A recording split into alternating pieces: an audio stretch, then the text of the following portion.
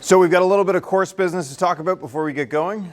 For example, the test that's coming up this week. I heard a squeak of terror. I hope that's not too shocking to most of you. So this Wednesday, I want to make one note. So there's a couple of resources for you. There's a practice test, and there's a list of key course terms. There's two key course terms that I didn't teach you, and I'm not going to teach you. I just realized I forgot to remove these. So from the last lecture, there was a long section about a priori and empirical justifications for things, which I decided at the last minute was not interesting enough to teach you. So I cut that out of the lecture and didn't cut it out of the key course terms. So those two terms are not on the test. Okay? Okay. There's a section, if you've taken a look at it, there's 10 multiple choice questions this time. 5 of them are very similar to what you saw last time, just about new terms.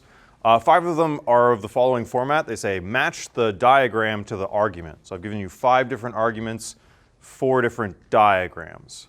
So there can be more than one argument per diagram. I get questions about this every time I run a similar test. So you could have more than one argument corresponding to each diagram. Yeah? Okay, if that's not clear, take a look at the practice test. It should be clear what I'm talking about. Okay, any questions about the test? I mean, it's very similar to the one in format to the one we did last time. I haven't asked you any definition questions, however, except in the sense I'm not asking you to define any of the terms. I'm just asking you to tell me whether some definitions are too broad or too narrow. So that's the sense of definition questions we've got. There's one argument to map. Again, we're doing no missing premises on that one. So it's not a huge, long argument. You break it down into premises and conclusion and map it. Okay? Questions? All right. The other thing that's coming up is the argument analysis. It's going to be due March 18th by midnight. You're going to submit it via Blackboard. doc or .docx only, please. It's somewhere between 1,000 and 1,400 words. That's the word limit. So if you go under that or over that, you'll start losing marks just on that basis. Okay? So there's 3 arguments up there. You're going to pick one of them and do your analysis on it. All 3 of them are selections from a longer article. And I put the link to the article just to cite my sources, but you're not responsible for anything that's not in that Blackboard, up the thing on Blackboard, right? So I don't want you to do the whole article. That's too much. I've just chosen a chunk of it for you to analyze. So don't worry about the rest of the article. If you want to read it for context, that's fine, but you're not analyzing the rest of it. You're just analyzing the chunks I've picked out on Blackboard. Okay? I will remind you that as we get deeper and deeper into this course, I'm expecting you to do more and more aggressive rephrasing. So don't go through these articles. So here's a way to give yourself a really hard time. Going through the article and picking out every sentence and treating every sentence like a premise, or giving just a literal copy-paste of what's in the article. You're going to end up with way more premises than you want to deal with. That's going to give you a really long list of premises. You got to make a really elaborate map, and then you have to do a whole bunch of assessing for acceptability and relevance. It's just going to be a bad time. So what you want to do is extract the point of the argument, right? Aggressively rephrase to get the main points of the argument, and the premises that you identify should really just be the main points of the argument. Yeah? Do you have a suggestion on how many premises we should be around? Good. Okay, so for how many premises you should end up with, like more than 5 usually, and less than 15. And it's a wide range, but like if you end up with 10 premises, including missing premises, that's not a bad number. A bit more, a bit less are fine too. Don't just do one premise. That will be insufficiently detailed. Yeah, so definitely more than 5 for each of these, but less than 15. 15 is too many already, yeah? So in that range. Other questions about these? Yeah? Are you expecting a hard copy handed in on the 18th? So, I did not put that up here. Okay, sorry. So, I thought I put a note about this. Right, sorry. I didn't get to that part of it. So, the mandatory handing in part is putting it on Blackboard. When you hand it in on Blackboard is when it's handed in. That's if it counts. If you don't hand it in then, that it's late. But if you also bring me a hard copy, which is much nicer and easier for us to mark, you'll get a 2% bonus on that assignment. And that's you got to do that by in class March 23rd. So that's the Monday after that Wednesday. Okay? Yeah. So does that mean like you have to first submit an online version and then give it a copy? No, if you have it done on the day of the the day of the 18th, you're welcome to hand it in then. So you can hand it in on the 18th. You could hand it in tomorrow if you're finished it, or Wednesday if you're finished it on Wednesday. But the deadline for handing it in on Blackboard is midnight at the 18th. If you hand one in on the 18th, hard copy, that's great. If you can't do it by then because you're not done it before midnight, that's also fine. Just hand it in on the 23rd. Is that clear? Okay. Last time I asked people, just out of the kindness of their heart, to hand in hard copies, and about half the class did it. So we had to print off like 45 assignments. So hopefully this will encourage you to hand in a hard copy. Yeah? Okay. Right. So aggressively rewording. Also, in the acceptability, relevance, and adequacy sections, I do want to know what you think about these things, but simply saying yes, it's acceptable or no, it's not acceptable is not enough. You need to tell me why. Why is it acceptable or not? To what degree? Why is it relevant or not? To what degree? Why is it adequate or not? To what degree? Yeah. So, on the question of outside research, you're welcome to do so. You're welcome to do so. You're allowed to bring in outside research. If you want to fact check some of these things, say, look, I looked this up online, here's what it says. That's a reasonable thing to do. You're not required to do that. So if you do no extra research, that's not necessarily a problem. You can still get a very high mark if you just sort of do here's what it looks like from without doing research. But you're welcome to add in some research if you think that's helpful. Yeah. So on like the examples, it said like people were like, oh, I left out paragraphs because they weren't relevant. Yeah. So how do you tell if something should be left out and if you need to add a missing premise in to make it relevant? Yeah. That's a really good question. And that's not going to be something, I don't have a general rule for you. So, yeah, you're talking about this kind of sentence. Some paragraphs were excluded from my analysis because they were irrelevant to the conclusion. And then they just describe in their specific case. So about halfway through, they start giving suggestions about why the Canadian government might do to increase its role, Since the conclusion I've identified is that Canada should do more to protect its biodiversity, but not how the Canadian government can do more, these sections are irrelevant to the conclusion. So what makes the section relevant or irrelevant is the conclusion, and whether that part of the section is a good reason to believe the conclusion. So if it's just not even offered as a reason to believe the conclusion, then it's not part of the argument and you can exclude it. So if I'm going to give you a general rule, that's what I would say.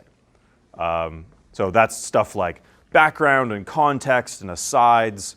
All of that stuff is not part of the argument, so you can just leave it out. It's up to you to decide when that's relevant or not. So this is part of the task of analyzing an argument in general, right? You have to figure out what's part of the argument and what's not. So I can't really supply you with a really general answer to that, except is it given as a reason to believe the conclusion? Yeah. Okay.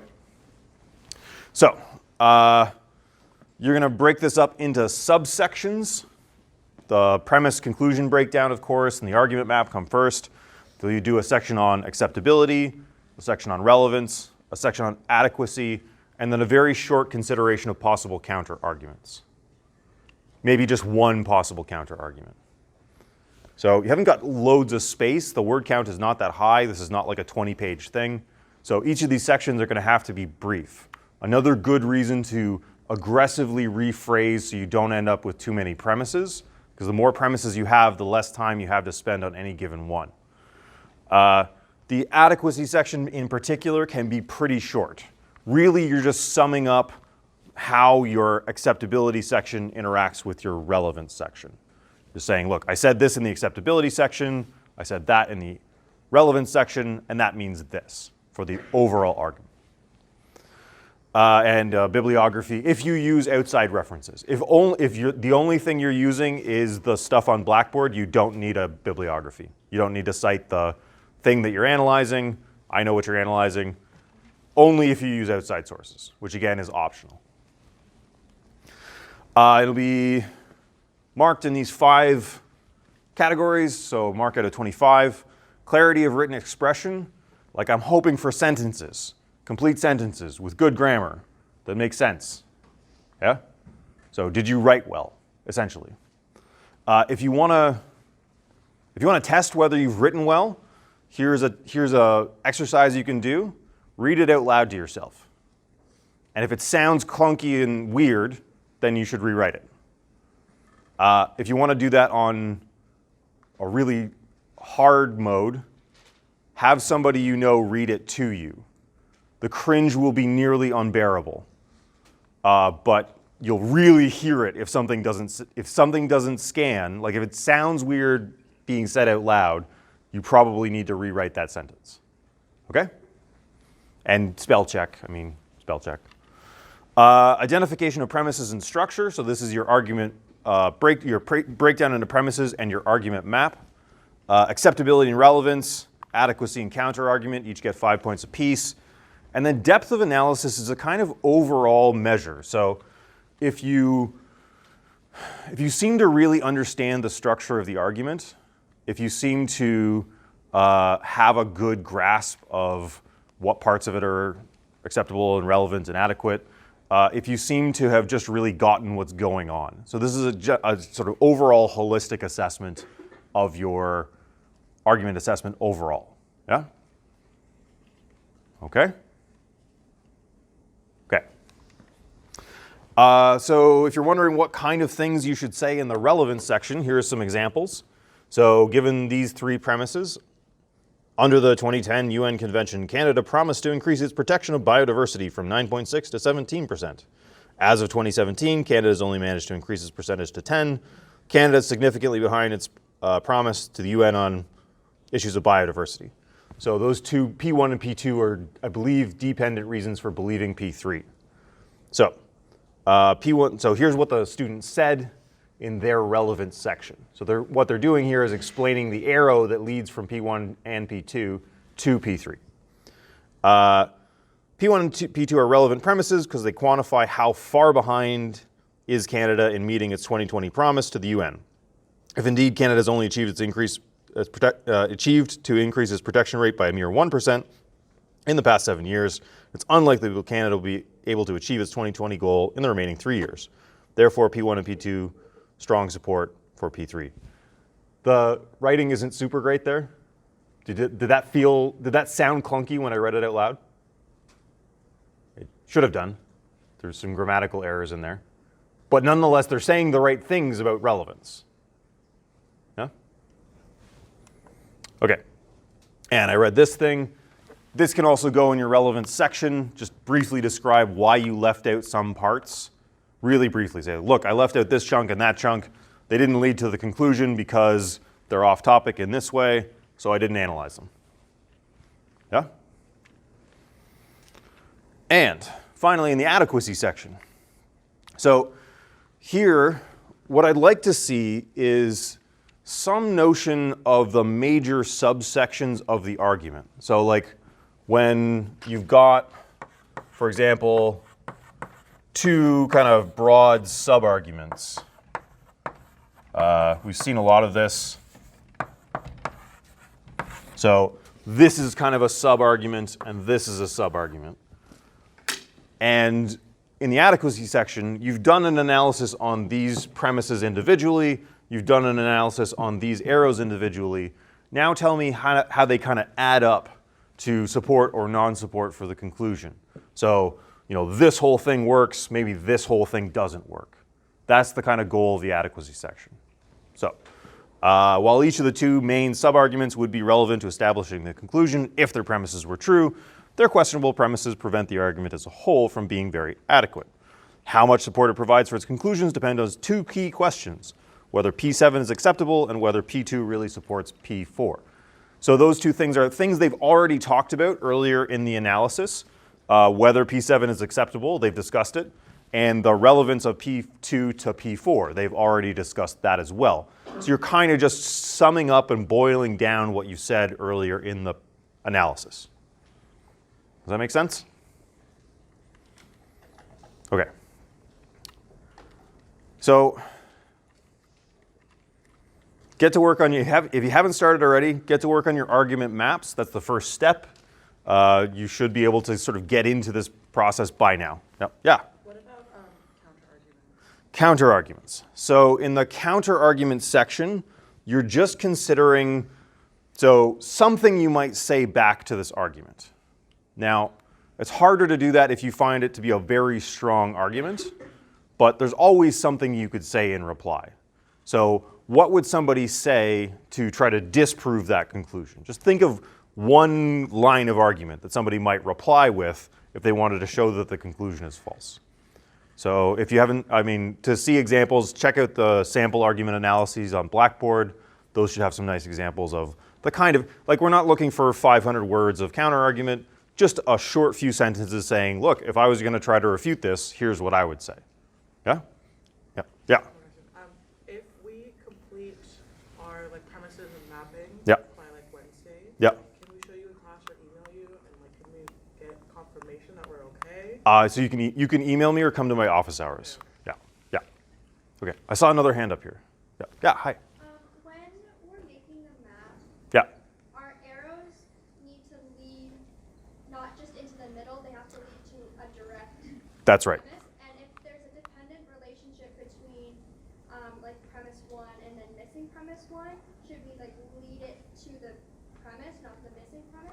It could lead to the missing premise. Okay. It could lead to the missing premise. So you're asking, so you've got MP1, P1 in a dependent relation leading to the conclusion.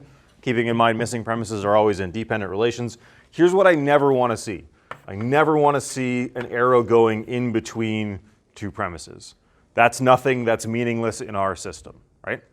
So don't do that. Premise 2 is either leading to the missing premise or to premise 1. It could legitimately lead to a missing premise. That happens fairly regularly. Support is given for an idea that's being assumed or hasn't been said out loud. So that's totally fine. Yeah? But yeah, don't just point it in between premises. It's a clear sign that you haven't kind of got what the arrow means. Okay, yeah? Are we doing relevance, adequacy, stuff like that for our missing premises or just the premises that are given? Yeah, you should do it for missing premises as well. Yeah, yeah. Good. So with relevance, because missing premises are always dependent, what you're evaluating isn't really the premise but the arrow. So you were going to do this anyway, but yeah, do adequacy of the missing premises as well. Because sometimes that's how people sneak bad ideas into an argument. They sort of don't mention the part that's most questionable. So acceptability of missing premises is a really important factor in evaluating arguments overall. Okay. Other questions?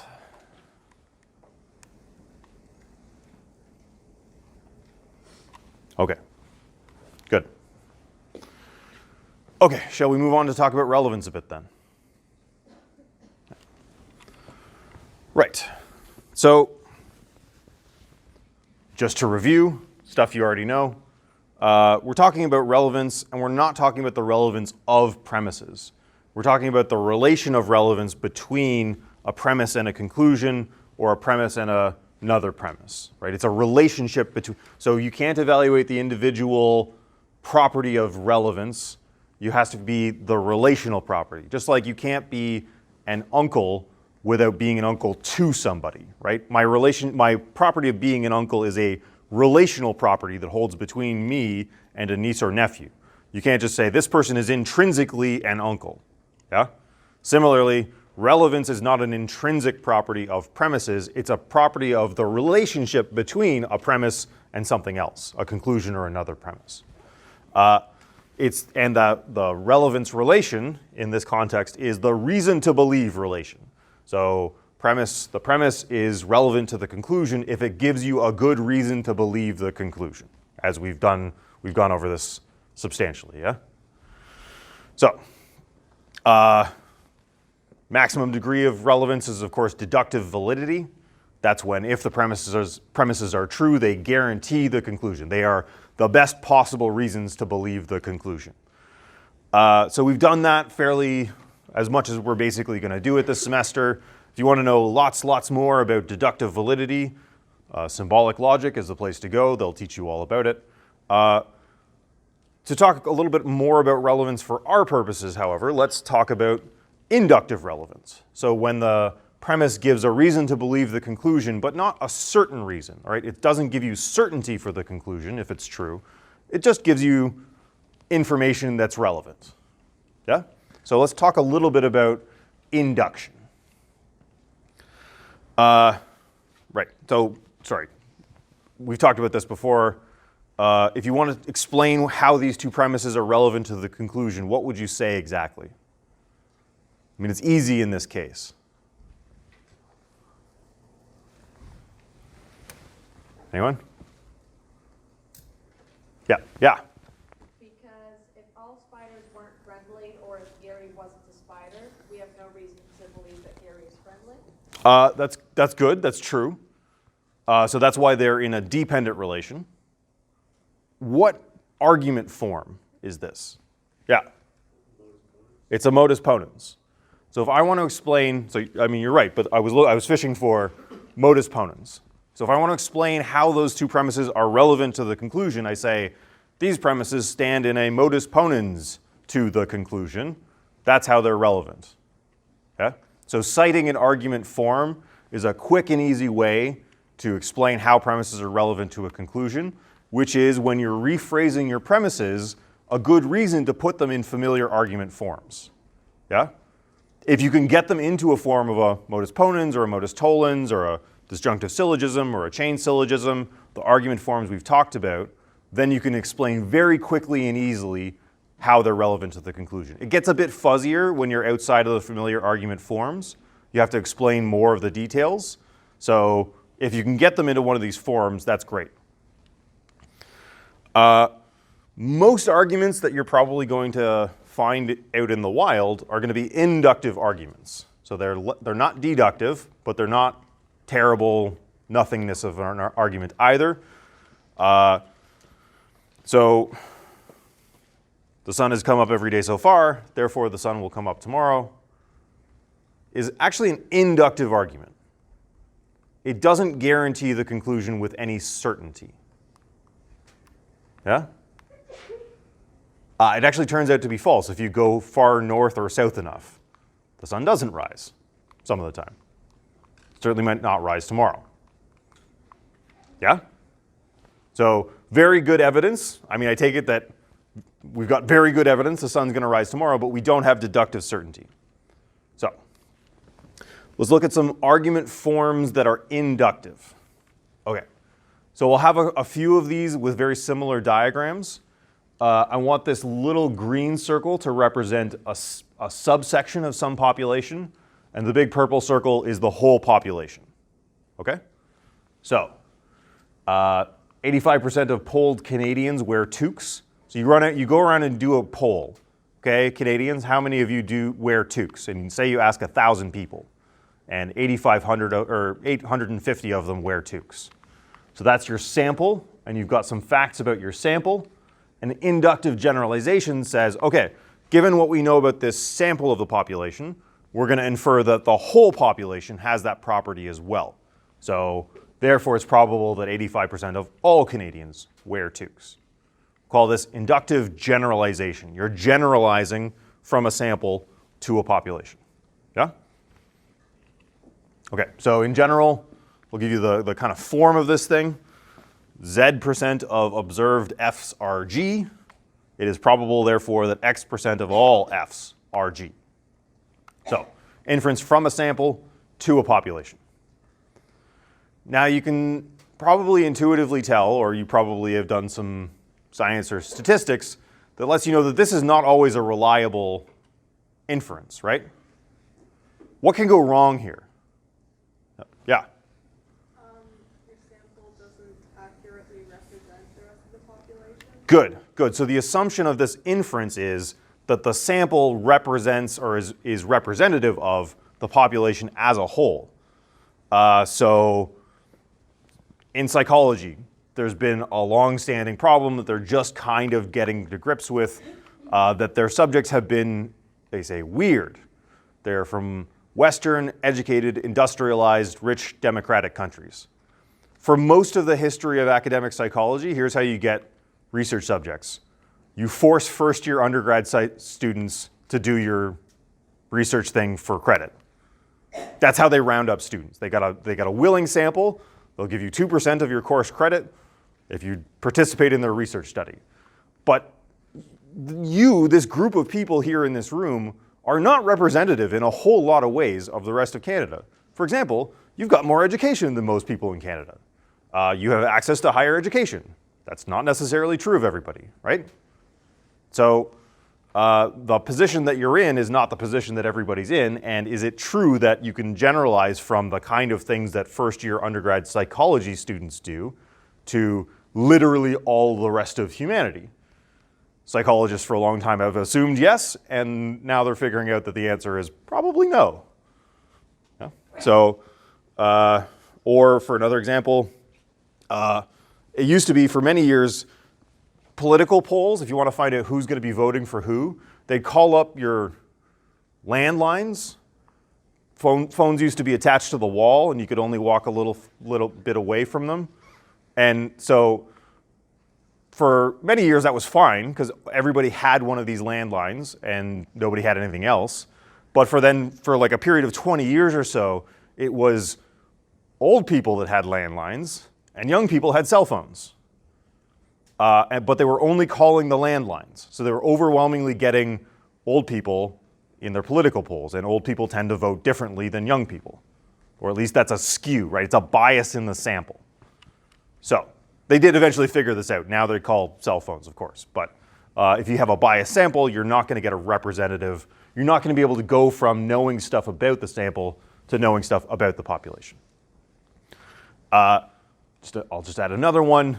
Is the sample large enough, of course? So I asked 3 random people outside my house what they thought about the Prime Minister. Probably not good enough to know the general views of Canada, right? 3 people isn't quite enough. 1,000 people might be enough if they're if a representative sample. So if you do the work to get 1,000 kind of random people from across Canada, that's probably enough for you to make inferences about the whole population, right? Okay. So that's one argument form, an inductive argument form, inductive generalization. Let's look at going the other direction, inductive syllogism. So 22% of cats have stripes, so we got the whole population of all cats. So we're going from the whole population to either a sample or an individual. Dory is a cat, so Dory is a member of this population. Therefore, there's a 22% chance that Dory has stripes. Right? So we know some stuff about the population. We're going to go down to inferring something about a sample of that population. In general, Z% of all Fs are G. X is an F. Therefore, Z% probability, there is a Z% probability, therefore, that X is a G. Yeah? Okay. How do you think this can go wrong? Same basic idea, I think, as the inductive generalization. So 53% of Canadians have some post-secondary education. You all in this, some of you are Canadians. Therefore, there's a 53% chance that the Canadians in this classroom have some post-secondary education. What's wrong with that inference? Yeah. If we're here, then we all have. I saw it happen. I saw you get some post-secondary education. I did it to you myself. I imposed some post-secondary education on you. If there's any Canadians in this room, there's a 100% chance that they've had some post-secondary education. Unless you're really tuned out. Maybe you're resisting valiantly learning anything. But so there's once again, we've got bias. The sample that you're making an inference about might not be representative of the overall population. This does work sometimes, however. So here's one. Almost every human has caught a cold at some point in their life. You are a human, therefore it's very likely that you've caught a cold in your life. Does that work? Anybody here never had a cold? Okay, our inference worked. Good. So in this case, we've got a reasonably unbiased sample. There's nothing distorting the inference from the general population to the individuals. Yeah? Probably doesn't work on babies. Wow, we're losing a lot of people. All right. I'll try to be funnier. I don't know. Okay. Here's another inference, another inductive inference. Inference to the best explanation. So, if I have a cold, I'd be coughing and sneezing. I am coughing and sneezing. It's probable, therefore, that I have a cold. That seems reasonable, right? It's a kind of weird inference, though. You're making an inference from some observation to a hypothesis that would explain that observation. It's got to be the best hypothesis, though. Let me show you why. So here's a more abstract version. If hypothesis H, then we should see O. We made observation O. It's probable, therefore, that hypothesis H is true. Let me do that a little more abstractly. If H, then O. O, it's probable, therefore, that H. And that looks like something you've seen before. That's affirming the consequent. But that first thing I said sounded real reasonable, didn't it? Okay. A couple of things that makes this not always an error in reasoning. First thing we said, it's probable that H. We didn't say it's definitely true that H. That helps a little. Second, an inference of the best explanation only works to the degree that the hypothesis is the best one available. It's got to be the best hypothesis available. So let me do an example from the history of science. This is a real example of using inference to the best explanation. I think in this case it works really well. So, back in 1919, Einstein had already published his theory of relativity, but there hadn't been any experimental results that sort of confirmed it, right? But then there was an opportunity because there was an eclipse. So Einstein's theory was the only one available at the time that predicted that heavy things should bend light. Yeah? In Einstein's theory of relativity, when light passes kind of near the sun, it gets curved. It sort of curves with the gravity. All the other theories said that shouldn't happen. Even near heavy objects, light should go in a straight line. So Einstein's able to predict this weird thing is going to happen. If I look really close to the sun, I'll see stars where they shouldn't be. Right? We know where the constellations should be. If I look really, really close to the sun, I should see constellations in a funny place. And he was actually able to quantify how curved we should see the light, how distorted the light should be. Now, you can't look really, really close to the sun most of the time. It's very bright. However, during an eclipse, you can point your telescope right beside it and make some observations. So in 1919, Arthur Eddington went to Africa. There was an eclipse, and he pointed his telescope right beside the sun, and he found that the stars were displaced by pretty much exactly the amount that Einstein predicted. So hooray, this is evidence for Einstein's thesis, right? Again, it's got the structure of affirming the consequent. If the theory of relativity is true, then we should make this observation. We made the observation, therefore probably the theory of relativity is true. So that's weird, but that sounds pretty convincing though, doesn't it? The story about the light bending and the theory. So what's the difference between this and just straight up affirming the consequent?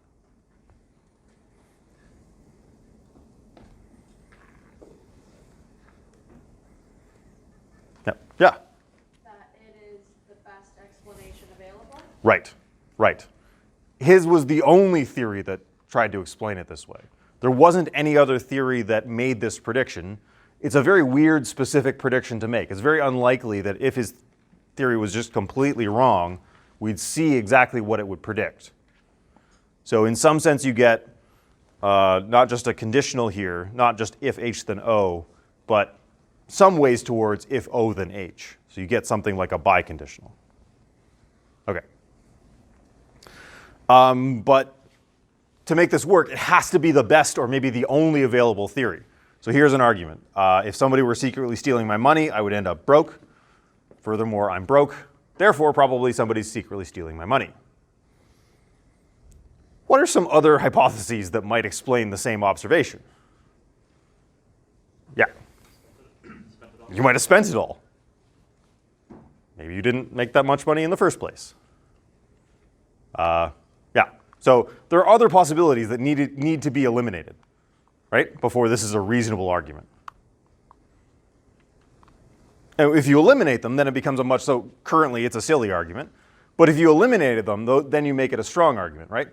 If somebody is secretly stealing my money, I ended up broke, I'm broke. Furthermore, I made plenty of money and I've been saving it carefully. Therefore, probably somebody's stealing my money. Does that sound like a reasonable argument? Better than this one anyway, right? Okay, so inference to the best explanation. It's a lot like affirming the consequent, which is a fallacy. And the thing that makes it not like affirming the consequent is that it's the best or only theory available that would make that prediction. Yeah? Okay. Okay. So we've got a few more. Okay, that's enough for the inductive argument forms. What did we do? We did inductive generalization from a sample to a population. We did inductive syllogism from a population to a sample. We did inference to the best explanation, which is that thing we just did. During the break, it was pointed out to me that I made an error on the answers to one of the questions on the practice test. I've updated it on Blackboard, so if you look at the new one, you're good. But I said this was so this is in the too broad, too narrow section. A doctor is a man who practiced medicine. Of course, it's too narrow because it excludes women. Too narrow, doctors do not always practice medicine. So it is also excluding those of us with philosophy degrees who are not the kind of doctors that help people, but the kind of doctors that do philosophy. So I had that as too broad, but it's in fact not too broad, it's too narrow because it's excluding some people that should be included in the title doctor. Okay? Do you want to talk about any of the other questions? I mean, if anybody looked at this, do you have questions about the practice test answers? No? Okay. Let me just point out, so I've got two answers to one of these. These can totally be both too broad and too narrow, but you only need one to get the full marks. You don't have to include both too broad and too narrow. Just tell me one way that it's either too broad or too narrow. Give me an example. That's full marks. So you don't have to do both. Similarly, on the fallacies section, you just have to say the name of the fallacy. That's the whole thing. You don't have to really explain it. Just write the name of the fallacy. That's full marks. Okay?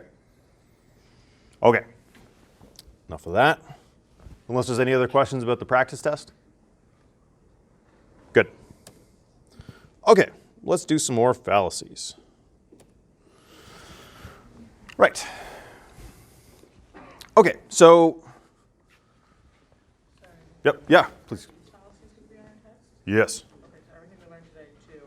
Okay. That's right. So all the material, the test is up to today, to the end of today. Yeah. Yeah. Okay. So here's a fallacy. Hasty generalization. This is more or less, we saw this when I just talked about inductive generalization. You make generalizations based on too little information or information that's low quality.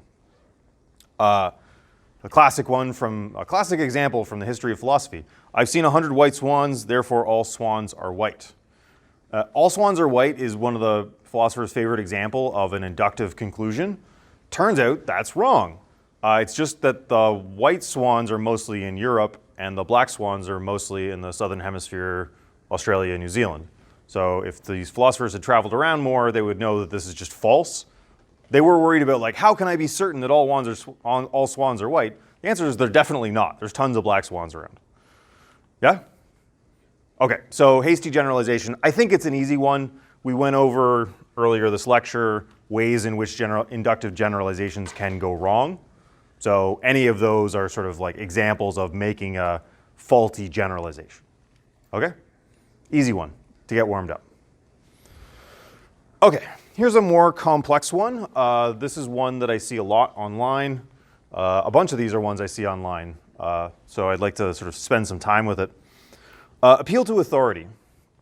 Okay, so when we were talking about acceptability, we talked about the fact that, like, practically everything that I know, and probably most of the things that you know, are things that somebody told you. And you believe them because they're the right kind of people, or there's enough of them, or something like that, right? We believe that we, generally speaking, rely on the testimony of other people. And if the person giving the testimony, as it were, is an authority, people tend to rate that as more likely than somebody who's sort of random and not really associated with the thing. So, but nonetheless, people often make illegitimate appeals to authority. So it's not the case that just having any kind of authority makes you an expert on anything, of course. So the trick is trying to sort out those legitimate appeals to authority from illegitimate appeals to authority. So here's an example. Justin Trudeau, former math teacher, said the internal angles of a triangle add up to 180 degrees. He's the expert, so you should believe him. Okay, it's true that he used to teach math. So is being a math teacher good reason to believe his claims about the internal angles of a triangle? Is that legitimate or illegitimate? Legitimate? Or why, and why? How could you be a math teacher without knowing the basics? Right. Most math teachers are going to be reliable on how many degrees there are inside of a triangle, right? He's got the right kind of authority to make that claim, I would say. Yeah? And there's not really a debate about this. There's not like a hot math teacher arguments about how many angles or how many degrees are inside a triangle. Yeah? This is pretty well-established stuff. So he's got the relevant kind of authority. There's not really debate amongst experts. That seems like a legitimate appeal to authority. So this is not a fallacy, I would say. This is fine. Here's another version. Imagine it was 4 years ago before cannabis was legalized. Justin Trudeau says that marijuana should be legalized. He's the expert. You should believe him. Keeping in mind that in 2017, about 63% of Canadians supported it and 37% opposed. So there was a real substantial debate about this. But he's the Prime Minister, so you should believe what he says. What do you think about that one?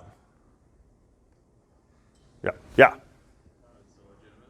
It's illegitimate. Why? Just because he's in a place of power doesn't mean he's an expert on that exact topic. Right. Right. And even so, okay, so he's an expert about making laws. That is his job. But that doesn't necessarily, just because you're an expert, doesn't necessarily mean that you're right. especially since there was a whole bunch of other experts, people who are also experts at making laws, that thought he was wrong. Right? So there's a big, hairy, raging debate about this issue. And there were experts on both sides saying one thing or the other. So just citing his expertise doesn't seem to do the job.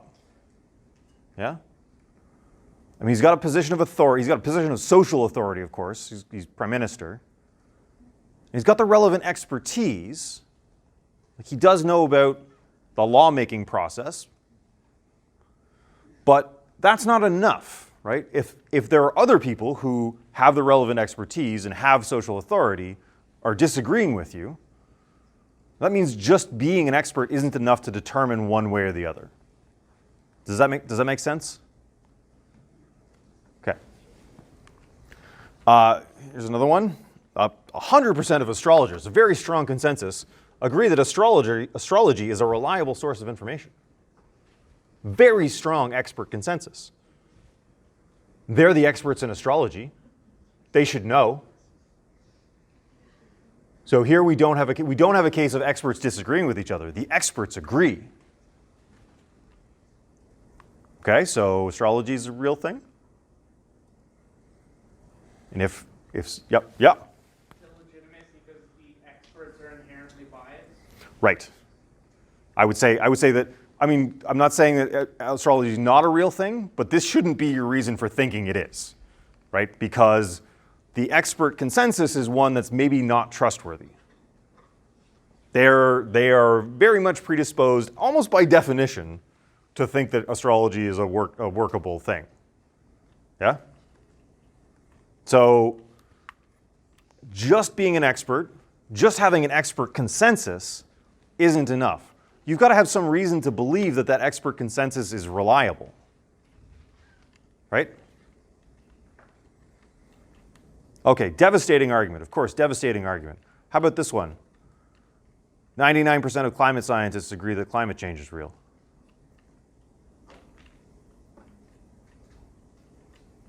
Is that a good or bad argument? Why? Therefore, it's real. No. Yeah. I would say good argument because climate scientists don't have any reason to be for or against it. They're just following the facts.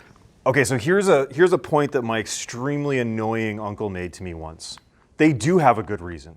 Because if climate change is the greatest existential threat our species has ever faced, the only rational thing is to dump a bunch of money into climate science.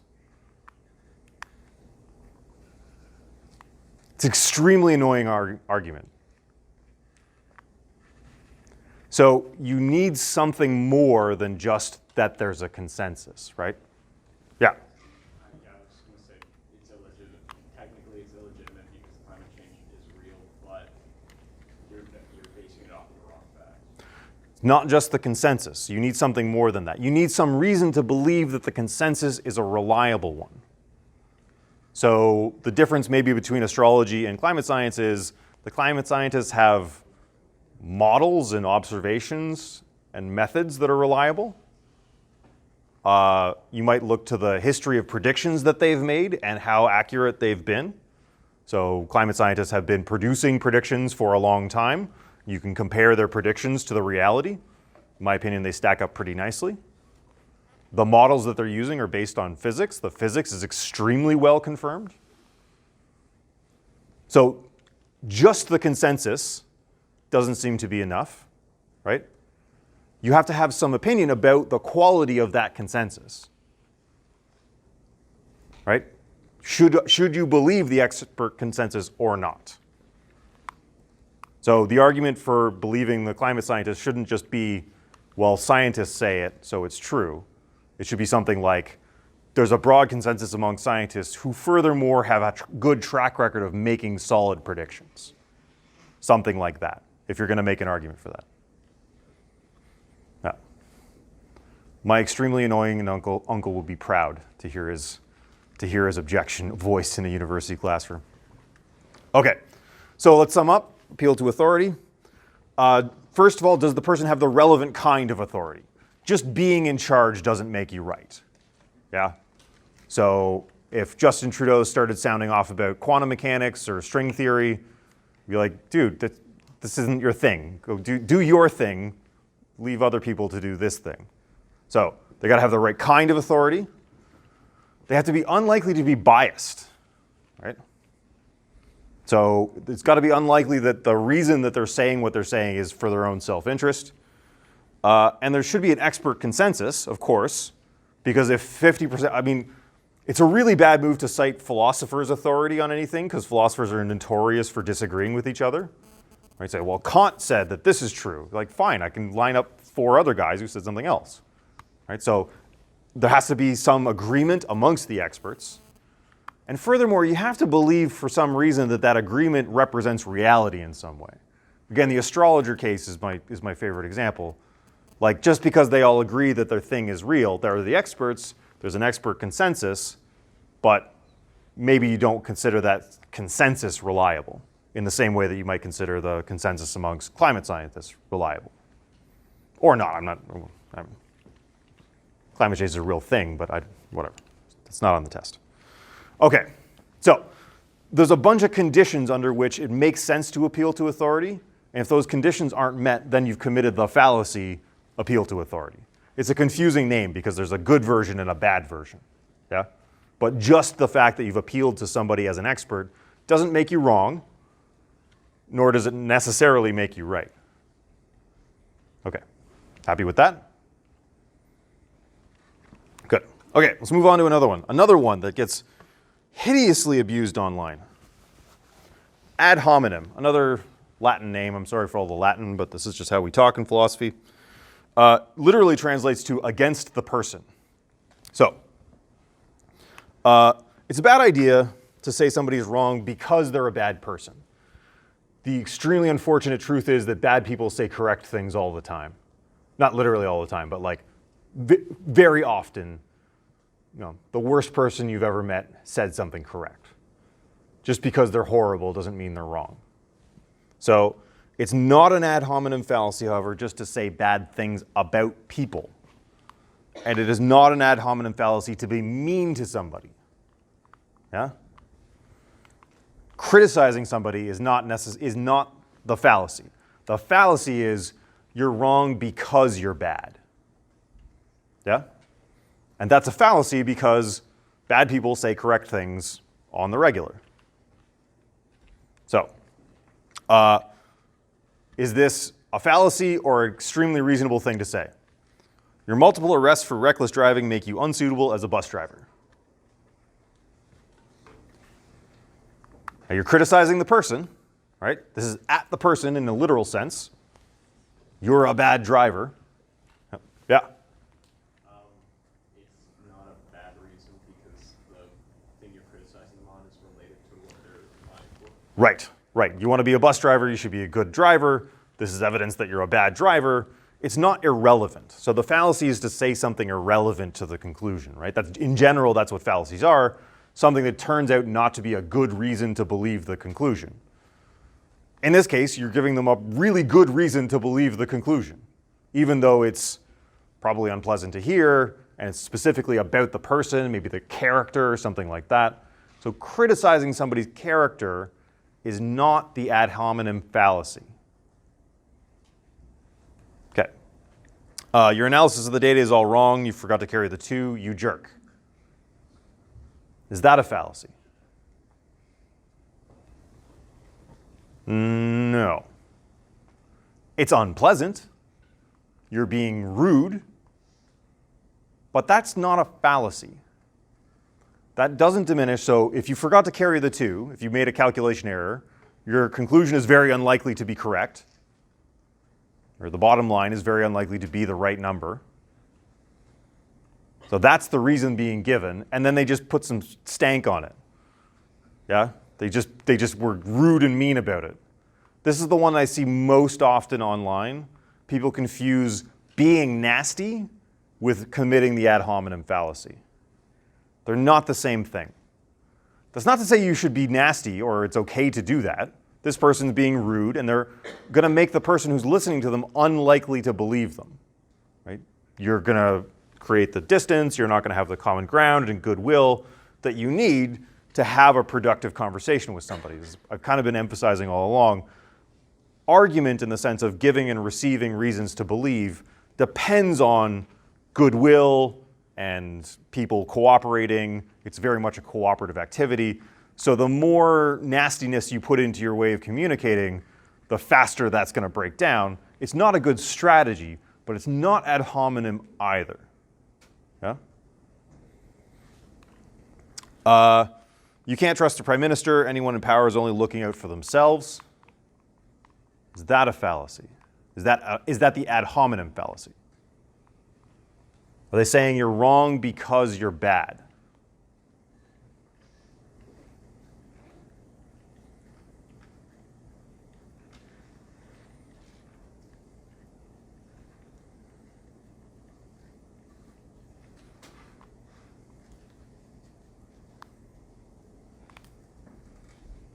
Anyone? Yeah. I'd say yes. Yeah? Yeah. So you're untrustworthy because people in your position are only looking out for themselves.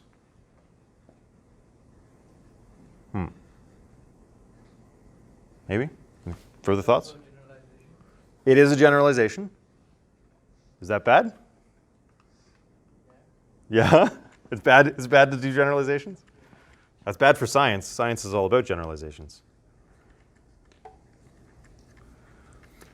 This might be a border case, but yeah. I would argue that it's not an ad hominem fallacy, given that that's actually a relevant reason to believe not to trust someone, whether or not that's actually true. Right.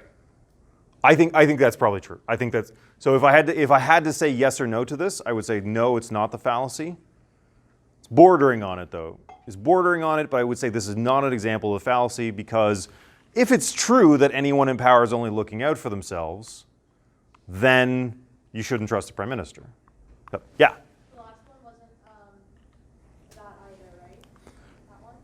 So this one is also not an ad hominem fallacy. Give an example of what one would be. Did I give one?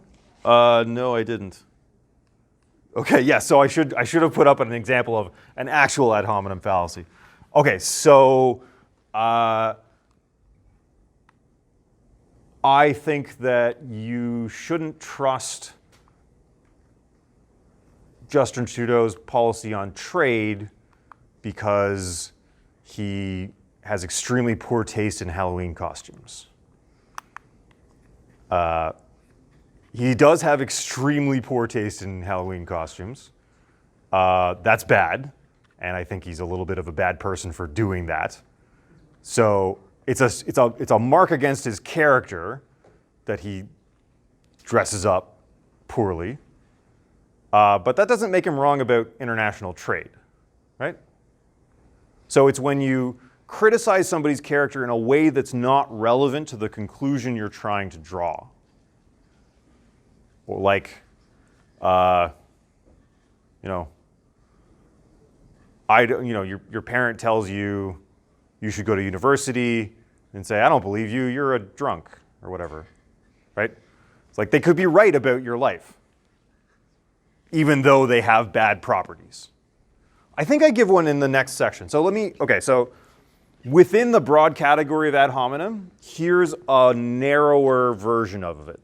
The tu quo que fallacy, or you too fallacy. So this is the area of trying to refute somebody's reasoning by saying that they too are guilty of something.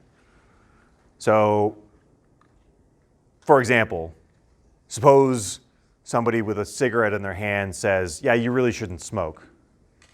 And you go, well, you're smoking. What do you know? They are correct that you shouldn't smoke. Just because they're a hypocrite doesn't make them wrong. Yeah? I put up a picture of Richard Pryor because Richard Pryor tells a story. It's not going to be funny when I tell it, but it's funny when he tells it. About when he was addicted to crack cocaine. And that's not the funny bit. Okay. So he's badly addicted to crack cocaine, and his friends would come over and be like, Richard, man, you're ruining your life. This is terrible for you. You're falling apart. You can't keep doing this. But while I'm here, can I have a little bit? Okay. So they're not wrong. So if Richard Pryor said to them, well, you're a hypocrite, so I don't believe you, that would be incorrect. So he very correctly assessed that, yeah, his friends were right. They were completely right that crack cocaine is bad for you. You shouldn't smoke it. And that it was ruining his life. They were 100% correct, but they were being hypocrites, right? And the temptation is to say, you too. You're doing this. You're bad too. I'm not bad because you're bad too. And that's a fallacy. That's an error, right? You're saying, I don't believe your conclusion that you shouldn't smoke crack because you're a hypocrite, right? That's a fallacy. That's an ad hominem fallacy, and it's this specific kind of ad hominem fallacy, tu quoque. Yeah? So if a reckless driver tells you you should slow down on the road, they're not wrong because they're a reckless driver. Yeah? Yeah. But it's not always just like hypocritical, right? It could be like personal, like how you just feel about the person. Just to say like, I don't like you, so I don't believe you. Sure. Right? Sure. Well, okay, so, but I think that's a version of the ad hominem. I don't like you, so I don't believe you. That's a version of the ad hominem fallacy, I think. So it's not just the like sorry. That's great. I can't- Hypocritical? Hypocritical. Right, right. So this specific version of ad hominem is about being hypocritical. The broader thing about ad hominem is, I don't like you, so I think you're wrong. It's not a good inference. Just because, to my great dismay, my constant dismay, people who are terrible sometimes say true things. Hate it, but it's true. Yeah? So this is a fallacy. Okay. Are we good with that? All right. The balance fallacy. This one I see less online and more on cable news. They love this one. The whataboutism, the balanced discourse. So people often comment in arguments that they thought the argument was one-sided. So one-sided, you only presented one side of the argument. And that's a fine thing to say if there are two sides of the argument. But that is simply not always the case. So this is my favorite slide in the course, by the way. This is a dog getting dish soap poured on its head. And I would like you to imagine a toddler or like a 6-year-old pouring dish soap on the dog's head. And the mother rushes in and says, don't do that. The dog doesn't like dish soap on its head. And the 6-year-old said, yes, well, you presented one side of the argument. What about the other side? That would be a balance fallacy. That's the belief that for any argument there must be two legitimate sides. And it seems to me that that's just not always the case. It's just not always the case. Yeah, so did I say anything more about that? No, I mean, you can probably think, it's hard to come up with examples that everybody will universally agree that there's just one side to the argument. There's enough people who are concerned about the consensus in climate science that I can't use that as an example. I sometimes use like Nazis, are they okay? That's a good one, where like if you get that on cable news, they'll be like, whoa, now we gotta get in a pro-Nazi guy for balance. I'm like, no, you don't. Yeah. Would like sitting doesn't involve walking? Sitting doesn't involve walking. Very good, yes. So something a little more, pedestrian. Yeah. So yeah, there's sitting doesn't involve walking. Yes, but what about the other side of the argument, the walkie city side? And that's just not an argument, right? You can't legitimately respond that way to this, right? So the fallacy here, the error in reasoning, is just the assumption that there must be two sides to the argument, when it simply doesn't seem to be the case. Sometimes there's just no good reason for something. Like, actually in this case, I got this image from How to Cure Fleas on Your Dog. So if the toddler had responded instead, yes, but the dog has fleas and you've done nothing, mother. And so then they actually present the other side of the argument. So you can defeat the balance fallacy by just showing that there's no other side of the argument. You can show that it's a legitimate claim. You can say, like, look, there are two sides of this argument by presenting the other side. So once again, with these fallacies, it's kind of easier, instead of saying, you've committed the balance fallacy, it's kind of easier to just show the person that there's no other legitimate side of the argument. Just skip straight to the part where you show them that there's nothing else that you could think. And of course, if you're accusing somebody of the balance fallacy, they probably do think that there's another side of the argument. So you have to disabuse them of that notion before they're going to be convinced that they've committed the balance fallacy, right? So, yeah, somebody jumps on cable news and says, yes, but have you considered that there might be upsides to sneezing in each other's faces while there's a pandemic on? You'd have to convince them somehow that that's not a legitimate thing to think, right? You can say, yes, okay, you've committed the balance fallacy. And say, no, I haven't. And now you have to convince them that the thing they said is just not a viable option. So again, just on the subject of accusing people of committing fallacies, it's hard to convince somebody else that they've committed the balance fallacy without just going through the whole argument you would have had to go through anyway. Yeah? Okay, balance fallacy. Cable news loves it because they need people yelling at each other. You can't just have somebody calmly sit there and just say the truth. You need two people doing drama and yelling as a basic thing of their format. So I understand why they're tempted, but okay. One more. The fallacy.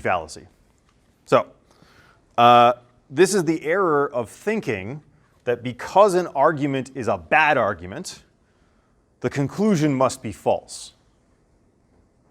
And as we've learned, you can have a bad argument for a true conclusion. So if the premises are true and the conclusion is true, but this arrow is just terrible, right? The relevance connection that's supposed to exist between the premise and the conclusion just fails utterly. The temptation is to think, therefore, the conclusion must be false. But that's just not right?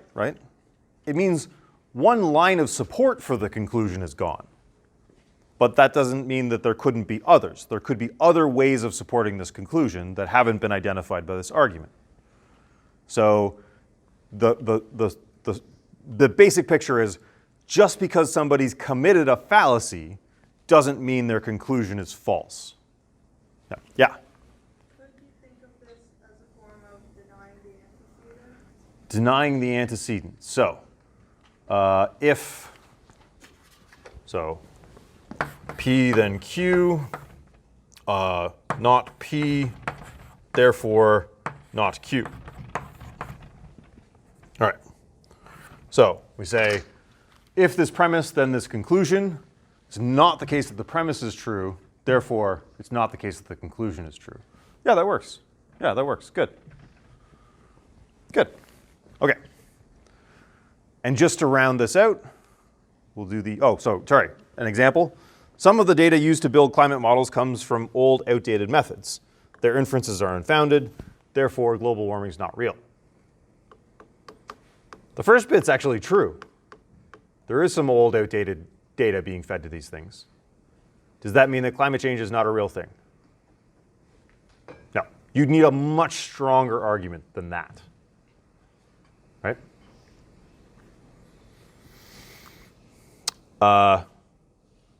Now, sometimes this might be okay. So sometimes it might be okay to point out that the argument fails, therefore the conclusion's unlikely to be correct. So just to do the other side, to do the balance of this thing. So you've forgotten to carry the 2. I don't think your total is correct. Does that sound like a unsubstantiated fallacy, or is that a reasonable thing to say?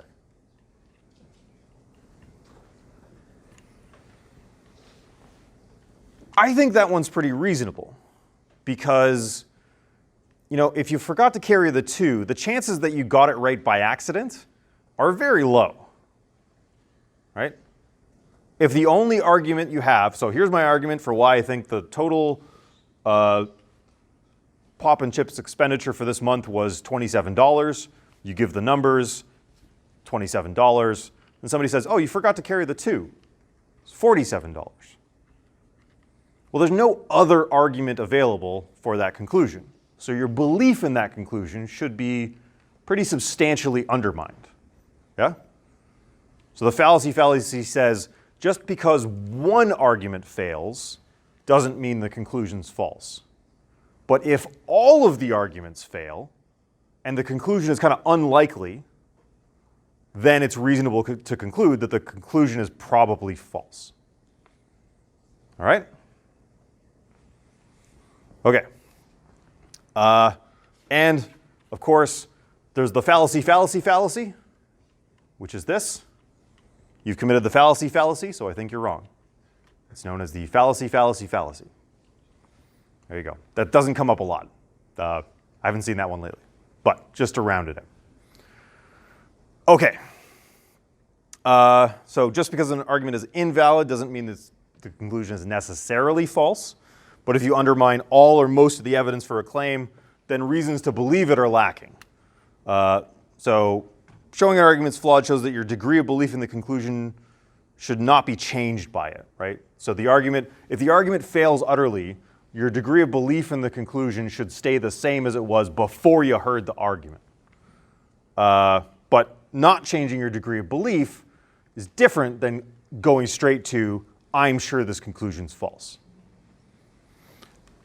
Okay, so these are the 5 we did this time. That's the last stuff we'll do before test 2. See you on Wednesday, and good luck to you all.